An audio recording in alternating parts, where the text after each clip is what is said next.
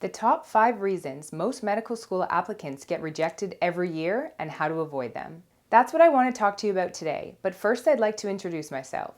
Hi, I'm Nadine Evans with BeMo Academic Consulting. We help students with admissions to medical school.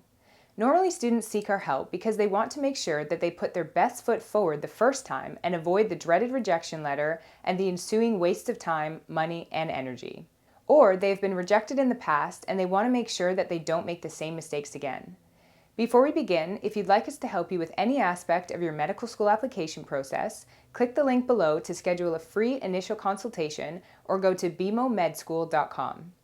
So let's discuss the top 5 reasons most medical school applicants get rejected so you can learn to steer clear from the mistakes of others. The number 1 reason applicants get rejected is because they apply to medical schools too late. If you apply too late, because of the rolling admissions process, your chances of admission decrease as more time passes.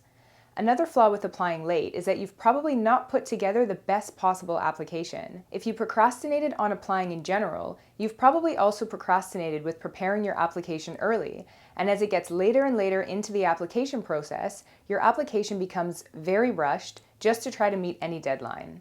The next reason is applying to inappropriate schools.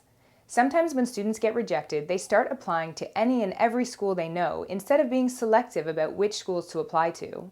This results in applications to schools where the applicant doesn't even meet the admission requirements, such as MCAT score or GPA. Another problem with applying blindly is that you end up applying to schools even though you haven't reviewed that school's mission statement. For example, if a school is looking for applicants with experience in rural areas, and if you applied without checking this and you don't have any experience in rural areas, of course this wouldn't have been a good school for you to apply to. The third reason most applicants get rejected is because they include inappropriate experiences in their application. We've seen applicants include every single experience they've ever had instead of being choosy about which experiences to disclose and which ones to leave out. You should only be including experiences that are going to highlight your application and showcase your progression and commitment over time. Quality is better than quantity here.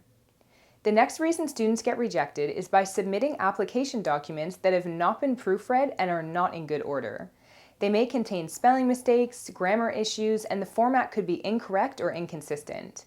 Remember, your written application is a test of your communication skills, and the time and effort you put into it will act as a direct reflection of the kind of candidate that you are. Mistakes throughout your document indicate someone lacking the essential skill of being detail-oriented and tell the admissions committee that you didn't really spend much time on your application, you don't really care about it, or that you rushed it.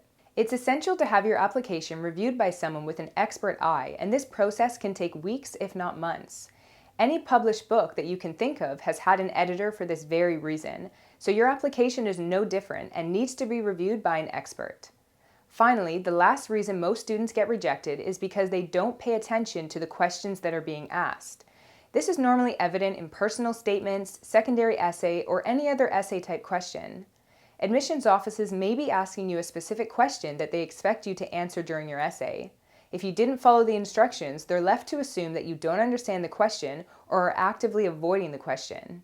Either way, both assumptions are not good, so you have to be very careful to read all instructions and make sure you're answering any and every question that they may be asking you directly and with personal examples to support your answer. So there you have it, the top 5 reasons that most students get rejected, which is based on our experience with helping thousands of students every year.